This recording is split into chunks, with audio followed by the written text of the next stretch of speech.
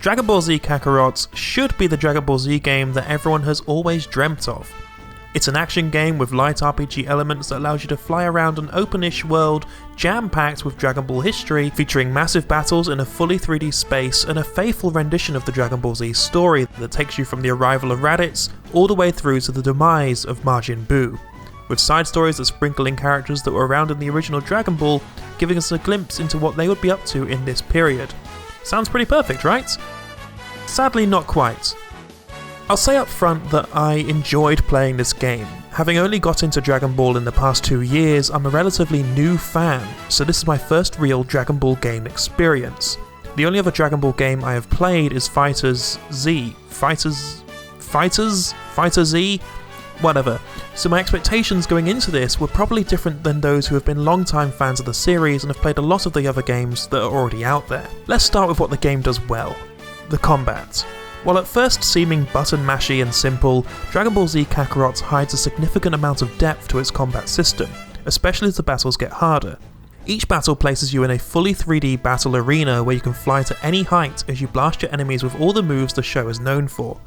Battles are thrilling, dramatic and visually stunning, providing you with lots to keep up with as you zip around the battlefield, dodging blasts before launching some of your own back. There's an energy meter to keep an eye on. Dashing around, using super moves and even certain dodges uses up your energy, and if you don't use your time wisely to charge it back up, you could find yourself out of energy at an important moment of the fight. I found myself thinking like a Saiyan, slowing my pace down occasionally to read my opponent in order to figure out when best to strike with a super move, or picking my moment to dodge before dashing in to land some punches and kicks. Some of the enemies are surprisingly tricky, using an arsenal of moves that would keep me on my toes and even defeating me more than once. While I could have made the battles easier for myself by using healing items, I set myself the limit of not allowing myself to make use of these in battle, so that I was really fighting like those in the show. I wanted my victories to be earned, rather than have myself cheese through the battles by utilising the plentiful amount of food and drink that are thrown at you.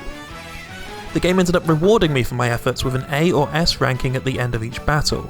These scores don't do anything, but it's a nice feeling to think that I'm playing well and completing these battles as was intended.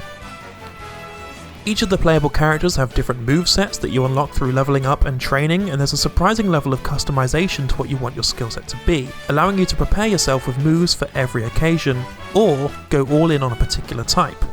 Want to play Vegeta in a way where he only shoots powerful blasts from afar? Go for it.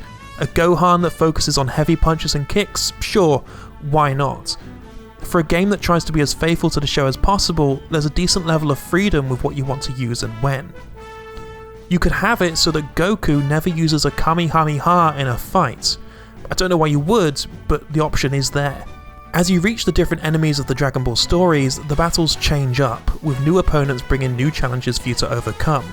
This keeps the battles fresh and interesting as you work your way through the main campaign. My issue then is that there aren't nearly enough of them. Dragon Ball Z, while being an anime remembered for its fighting, is also an anime about the build-up to a fight. Characters are often doing stuff that give them a reason to fight, whether it's Gohan and Krillin hiding from Frieza before watching in horror as he decimates the Namekian homeworld, or Vegeta spending months training to become a Super Saiyan. Actual battles tend to be few and far between. The game tries to get around this by giving you side quests that allow you to fight generic enemies, but these battles don't differ much from each other at all, and tend to be less interesting as a result. And while this isn't meant to be a full-on fighting game, it is a bit disappointing when the best part of the game only takes up a small amount of the overall playtime. What's also disappointing is that how you do in the battles doesn't actually matter. There are fights in the game which, story-wise, the main character is meant to lose, and even though you will win the fight, and losing will get you a game over, when the fight itself is over and you're in the next story cutscene, it will show your character out of breath and losing, while the enemy you just defeated is gloating about their skill. I get it, this is an adaptation of the Dragon Ball Z story, and the game is committed to sticking to that story completely, but in doing so it removes agency from the player. You don't even get to participate in the big moments, and nothing you do will have any impact on what happens story-wise. Everything of interest happens in cutscenes outside of actual gameplay, which means that you're simply forced to watch the best moments in the story rather than be part of them. For example, Goku arriving on Namek and easily dispatching of Riku? Cutscene. Gohan's father-son Kamehameha to dispose of Cell once and for all? Cutscene. And while I appreciate that they didn't want to deviate from the story at all, or have a chance where you fail to have these events happen, that there isn't even something like a QuickTime event during these pivotal moments is disappointing, especially when some of the cutscenes end up looking even better than the actual show. If I wanted to watch Dragon Ball Z, I could just go watch Dragon Ball Z. I'm playing this game to be part of the story, not a bystander. Kakarot is also hit and miss in the way it goes through the story. While it does tell the story of Dragon Ball Z from start to finish, a number of character beats are skipped out and glossed over completely. Frieza, for example, the most famous antagonist of the show, is given almost no introduction at all. He's just there, on planet Namek, chasing down the Dragon Balls. When it comes time to finally fight him, there's little impact of his power. I didn't feel excited to fight Frieza, because the game gave me no reason to. I know that Dragon Ball Z is hardly high art storytelling with tons of depth, but that the game expects you to already know the story before even playing is baffling to me. It's like a roller coaster of the show's most famous moments, with some slow bits in between. A lack of impact is how I describe the story for most of this game, to be honest.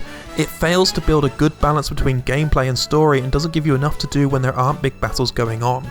At the times in the story where you're going immediately from battle to battle, it's exciting, but the moments where you're in between big story beats, it's a case of flying to one place, watching two characters flap their mouths to one another and then flying to another place, not forgetting to pick up orbs along the way.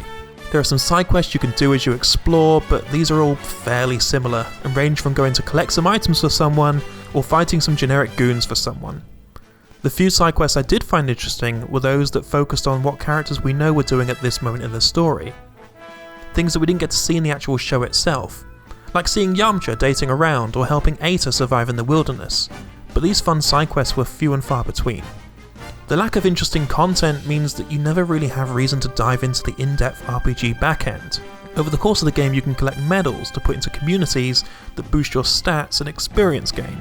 You gather orbs to work on your skill tree, and eat foods to boost your stats some more, I think. I don't really know how it all works or what impact it has because the game gave me no real reason to explore it. After all, you level up naturally over the course of the story anyway, so this extra stuff feels like a bit of a waste. This leaves me wondering who this game is for. After all, it's not for the super fans who know the story back to front, as there's not enough extra there to interest them. It's not for newcomers, as this certainly isn't the best telling of the Dragon Ball tale, and it's also not for those who can look past all of that because there isn't enough gameplay to keep you going if that's the only thing you were here for. Maybe this game is just for people like me, those who have seen the show through once, are invested in Dragon Ball as a concept and just wanted to spend a bit more time in that world. Like I said, in contrast to how this video may seem, I don't hate the game, and did ultimately enjoy my time with it. I'd love to see them use this as a baseline to do a new Dragon Ball game that gives more agency to the player, or presents new interesting storylines that expands on the universe, because when Dragon Ball Z Kakarot is good, it's really good, and is the exact Dragon Ball game that I've always wanted to play. But it's not that all the time, and it squanders a lot of opportunities it has to be truly exceptional. Maybe next time.